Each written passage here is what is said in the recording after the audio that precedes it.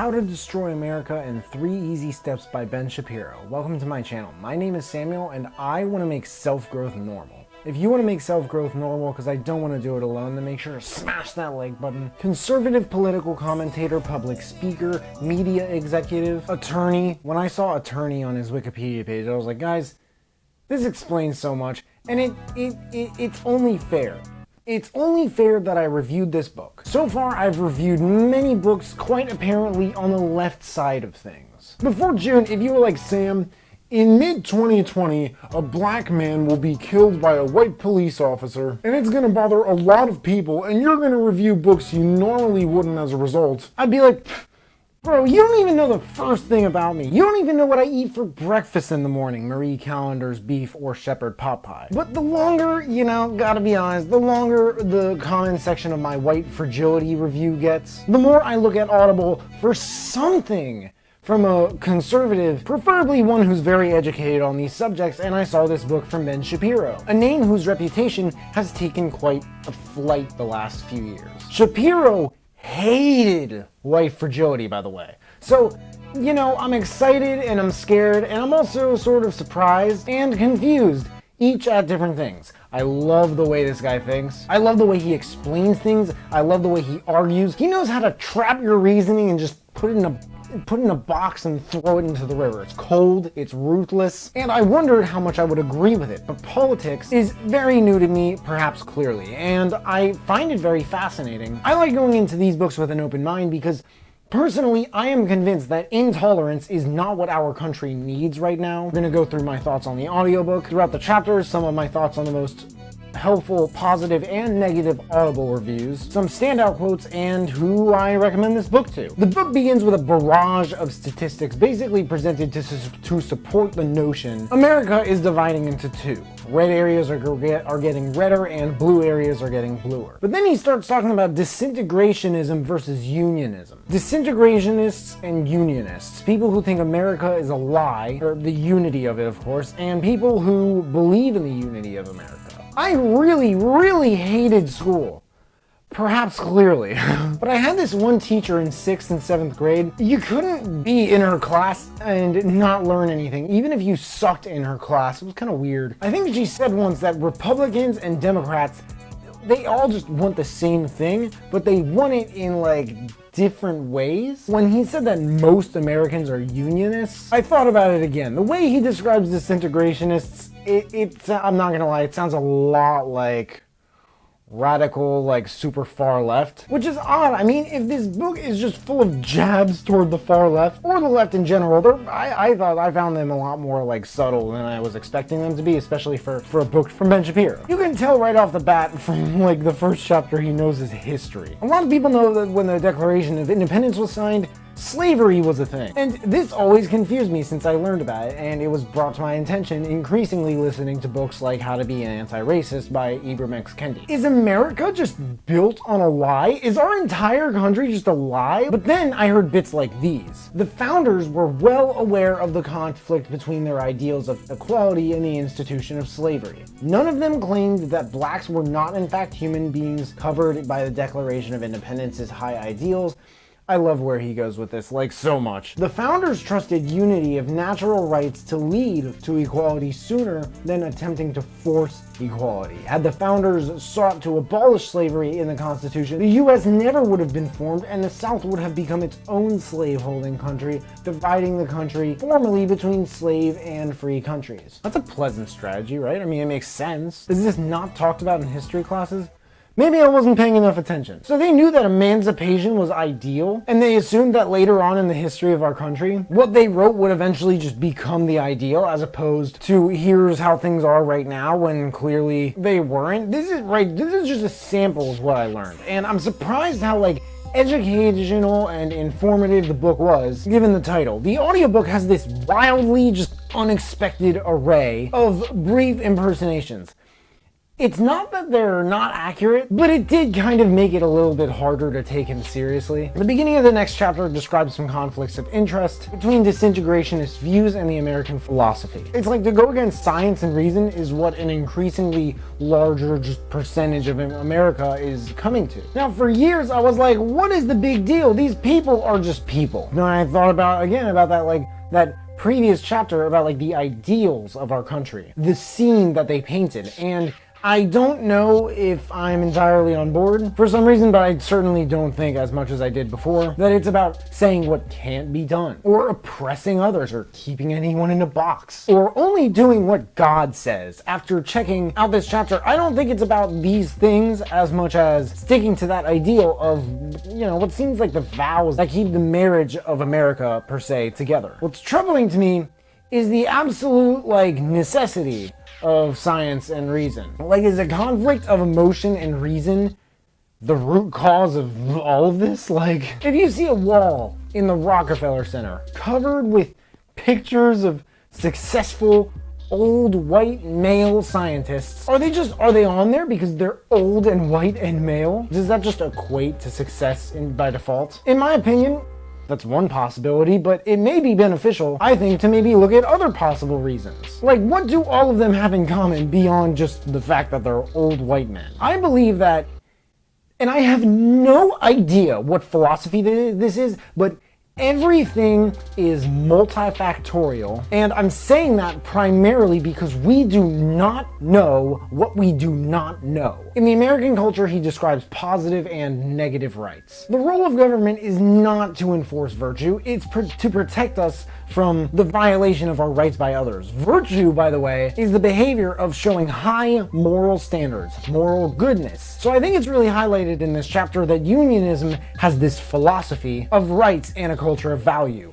What I love about this book is that not only is it cold hard facts, but I had not heard anything that much like the contents of this book in other political books that I've reviewed in this channel. What's tricky about it is that I found this book a tad dense.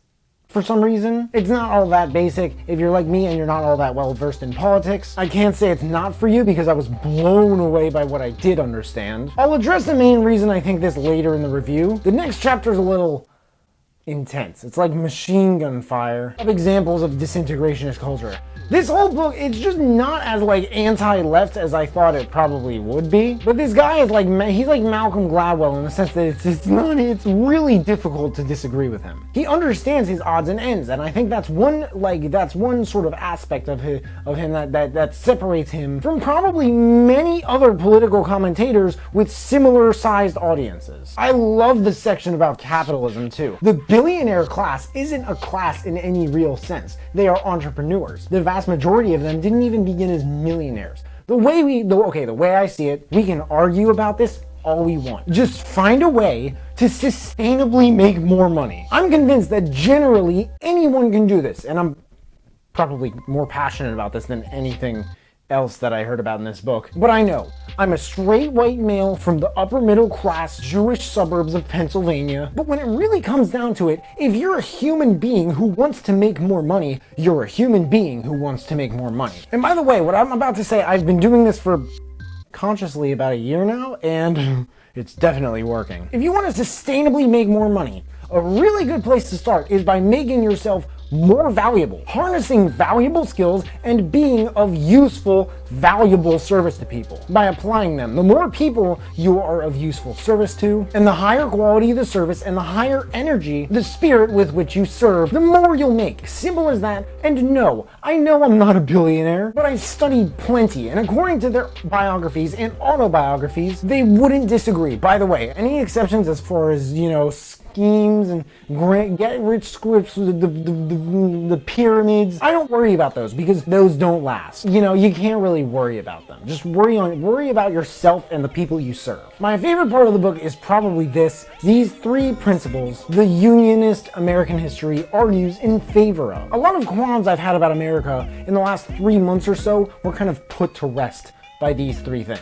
America was born with glorious ideals. America has been united by those ideals more and more over time, rather than sectarian interest and adherence to those ideals has been at the center of American progress. And lastly, the world has benefited from America's power and greatness. What do the positive and negative, top helpful and positive and negative reviews on Audible have to say, and do I agree with them? Scott Miller says the speed at which he talks is incredibly fast. I've heard this on my videos before as well. He thought he had set the playback to 1.5 times the speed, which is what I usually listen at. But no, it was normal. Listening at 1.5, Scott, let me tell you, felt like 2. My fellow audiobook listeners, especially speed listeners, if that, whatever you want to call us, keep your eye and your ear on that speed. You might want to slow it down just a tad with this one. Other reviews by Annalita, I think that's her name. This is just Ben Shapiro being Ben Shapiro. I would say I can't really understand that, but according to Bradley Euclair, there was nothing new here if you watch his web show. If you're an avid follower already, just know that you're making a donation to support him by buying this book. The top helpful positive review by Brian, what is it? Sachetta, author of Get Out of Your Head, a self-help book I have yet to review, said something I totally agree with, but I couldn't really find myself being able to just put it into words. Another thing I really seemed to enjoy about the book was Shapiro's ability to have a reasonable discussion about the history of America. He does not deny the atrocities that have taken place in our country, nor does he suggest that we should attempt to look past them. If you don't like Ben Shapiro, ultimately, it's like you can't say that he doesn't know what he's talking about. You can't say his information is just false. I mean, you can, it's a free country, right? Well, still, quotes, learn everything. Later you will see that nothing is superfluous. If one disapproves of racism, one should disapprove of federalism. The smallest minority of all is the individual. There are costs to rights, but there are far greater costs in making the government the arbiter of right and wrong. Broad feelings of fairness have nothing to do with reality. Entrepreneurship can only thrive in a climate of freedom. The cultural backdrop of a country is merely the backdrop, not the motivating ideal. Direction 1. As weird as it is to say this, if you want to save America rather than destroy it, for some reason, again, despite the title, this book is a really good place to start. Education on anti-racism and white fragility and stuff like that. I know this book is extremely different from white fragility, but gun to the head, if I had to have America all read one book, by now my new top choice would be this one. Because I mean, this book really, it's really a reminder of what unifies us. Isn't unity important? Are we just forgetting that? Despite everything, and if you can't put everything to the side,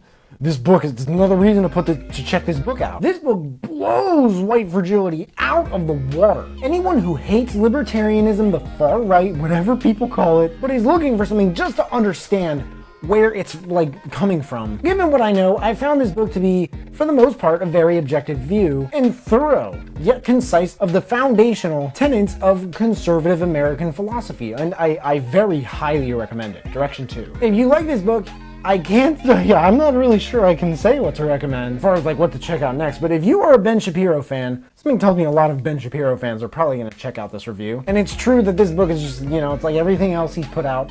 What would you recommend for people who really like this book? How to Destroy America in 3 Easy Steps by Ben Shapiro. There's a link in the description if you guys want to check it out and read the reviews. That and all the other books that I mentioned in this video if you want to check those out too. If there are any other books that you guys want me to check out and review, please let me know in the comments below. Also, let me know if you checked out this book and you liked it. But hey, make sure to smash that like button, subscribe if you haven't already, because I don't get why people watch all the way to this point in my reviews and they don't subscribe, but if you have subscribed and you want to turn it up just a notch and turn on that notification bell to get a notification whenever I drop new videos, that will mean the world to me. Thank you guys so much for watching. I really appreciate it. You can find me everywhere and I will see you then.